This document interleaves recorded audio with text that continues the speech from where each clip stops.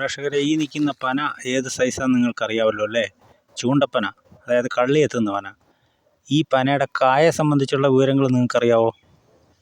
ഇതിൻ്റെ വിശേഷമാണ് ഞാനിന്ന് ഈ വീഡിയോയിലൂടെ പങ്കുവയ്ക്കുന്നത്. നമുക്ക് കൂടുതൽ കാര്യങ്ങൾ കാണാം. ചൂണ്ടപ്പനയുടെ കായാണ് ഈ കാണുന്നത് കേട്ടോ. അത് ഉണങ്ങാനിട്ടിരിക്കുന്നതാണ്. ഇത് ഉണങ്ങിയിട്ട് വിൽക്കലാണ് പരിപാടി. ഇത് മറ്റ് സ്റ്റേറ്റുകളിൽ ഇത് എടുക്കുന്നുണ്ട്. അതുകൊണ്ട് ഈ സാധനം വെട്ടിയെടുത്തുകൊണ്ട് വെയിലത്ത് കൊണ്ട് ഇട്ടിരിക്കുക. അടിപൊളി വെയിൽ കൊണ്ട് ഉണങ്ങണം. ഉണങ്ങിക്കഴിയുമ്പം ഇതിൻ്റെ ഈ കയറ് പോലുള്ള വള്ളിയെന്ന് ഇത് മുഴുവൻ പൊഴിഞ്ഞു വീഴും. കണ്ടോ, പൊഴിഞ്ഞു വീണ് കിടക്കുന്നുണ്ടോ? കണ്ടോ, ഇത് കണ്ടോ, തൊണ്ടിക്ക പോലെ ഇരിക്കും. ഇതാണ് സാധനം. ഇതിനെ ഉണങ്ങി വിൽക്കുകയാണ് ചെയ്യുന്നത്. അപ്പോൾ പനങ്കായും എടുക്കും. പനങ്കായും വിൽക്കാൻ പറ്റും. ഇതാ സാധനം കണ്ടോ, കയറ് പോലെ നീളത്തിൽ നല്ല കുരുമുളക് പിടിച്ചിരിക്കുന്ന പോലെയാണ് സംഭവം പിടിച്ചിരിക്കുന്നത്. ഇത് ഉണങ്ങിക്കഴിയുമ്പോൾ ഇതെല്ലാം പൊഴിഞ്ഞു വീഴും. ഇത് പനയെ കിടക്കുമ്പം നല്ല കരിമ്പച്ചയായിരിക്കും.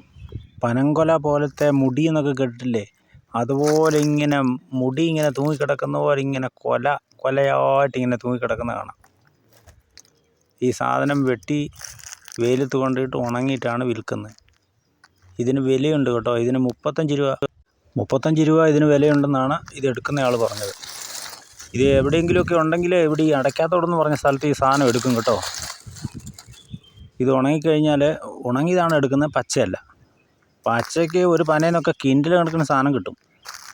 പക്ഷേ ഇത് വെയിലത്തിട്ട് ഉണങ്ങിയിട്ട് കിലോയ്ക്ക് 35 മുതൽ 50 വരെ എന്നാണ് അദ്ദേഹം പറഞ്ഞത്. ഇപ്പം 35 എടുക്കുന്നത്, 50 രൂപ വരെ ഇതിന് വില കയറുമെന്നാണ് അദ്ദേഹം പറഞ്ഞത്.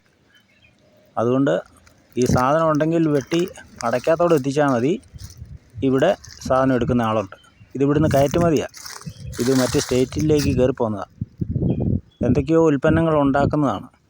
അതുകൊണ്ട് പനംകുരുവും നമുക്ക് വിൽക്കാൻ പറ്റും. ഇതിങ്ങനെ ഉണങ്ങുന്നത് ഞാൻ ഇതിനു മുമ്പ് കണ്ടിട്ടില്ല.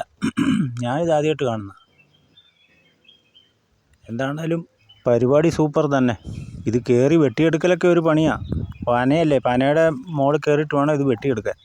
അപ്പോൾ അതിൻ്റേതായ കഷ്ടപ്പാടുണ്ട്. നമുക്ക് കുറച്ച് പൈസയും കിട്ടും. ഇത് വിളയുമ്പം തന്നെ കൊത്തിയെടുത്തോണം, ഇല്ലെങ്കിലുണ്ടല്ലോ ഇത് മരപ്പട്ടി മുഴുവൻ, ഇത് പഴുത്തത് മുഴുവൻ മരപ്പട്ടി തിന്നും. ഇതുണ്ടോ ഇതിൻ്റെ കൊല വെട്ടിയെടുത്തുകൊണ്ട് വന്നിരിക്കുന്നതായി കാണിക്കുന്നത്. ഉണ്ടോ,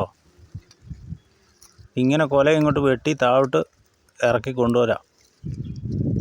ഇതിൻ്റെ കാ പൊഴിഞ്ഞു പോകാതെ കൊണ്ടുവന്നിട്ട് ഉണങ്ങിയാൽ മതി. ഇത് പഴുത്ത് കഴിഞ്ഞാൽ മൊത്തം വീണു പോകും. അപ്പോൾ അതിന് മുമ്പേ ഇത് വെട്ടിയെടുക്കണം. ഇത് കുറുക്കനും അതുപോലെ മറ്റേ മരപ്പട്ടിയും എല്ലാം ഇത് തിന്നുന്നതാണ്. ഇത് എടുക്കുന്നയാൾ എന്നോട് പറഞ്ഞത് മറ്റൊരു പ്രശ്നം കൂടെ, ഇത് ചൊറിയും. അപ്പം ചൊറിച്ചിലുള്ളവർ ഇതിനോട് അടുക്കുന്നത് സൂക്ഷിക്കണം. നമ്മുടെ ദേഹത്തൂടെ അധികം പറ്റാതെ ഒന്ന് ശ്രദ്ധിച്ചാൽ മതി. അപ്പം അധികം ചൊറിച്ചിലുണ്ടാവില്ല. പിന്നെ ഈ പറയുന്ന വമ്പൻ ചൊറിച്ചിലൊന്നുമില്ല, ചൊറിച്ചിലുണ്ട്. ചിലർക്ക് അലർജി ഉണ്ട്. അലർജി ഉള്ളവർക്കാണ് ഇത് കൂടുതലായിട്ട് ഇത് ബാധിക്കുന്നത്. ഈ കാട്ടുതെങ്ങിൻ്റെ ഒരു വീഡിയോ ഞാൻ ഇട്ടിരുന്നു. അപ്പം കാട്ടുതെങ്ങിൻ്റെ ഇതുപോലത്തെ ഈ പനംകൊല പോലത്തെ കൊലയാണ് അതിൻ്റെ. ഇച്ചിരൂടെ മുഴുത്തതാണ്, തേങ്ങ പോലെ തന്നെ ഇരിക്കും. അത് ഞാൻ വീഡിയോ ഇട്ടായിരുന്നു. അതിനും ചൊറിച്ചിലുള്ള സാധനമാണ്. സ്നേഹിതന്മാരെ, വീഡിയോ നീണ്ടുപോയാൽ ശരിയാകുകയില്ല. അതുകൊണ്ട് പനംകൊല സംബന്ധിച്ചുള്ള വീഡിയോ ഞാൻ ഇപ്പോൾ ഇവിടെ നിർത്താൻ പോവുകയാണ്. എൻ്റെ വീഡിയോ ഇഷ്ടപ്പെട്ടെങ്കിൽ എനിക്ക് സപ്പോർട്ട് ചെയ്യണം. സബ്സ്ക്രൈബ് ചെയ്യുക, ലൈക്ക് ചെയ്യുക, ഷെയർ ചെയ്യുക. ഞാൻ മറ്റൊരു വീഡിയോ ആയിട്ട് വീണ്ടും വരും.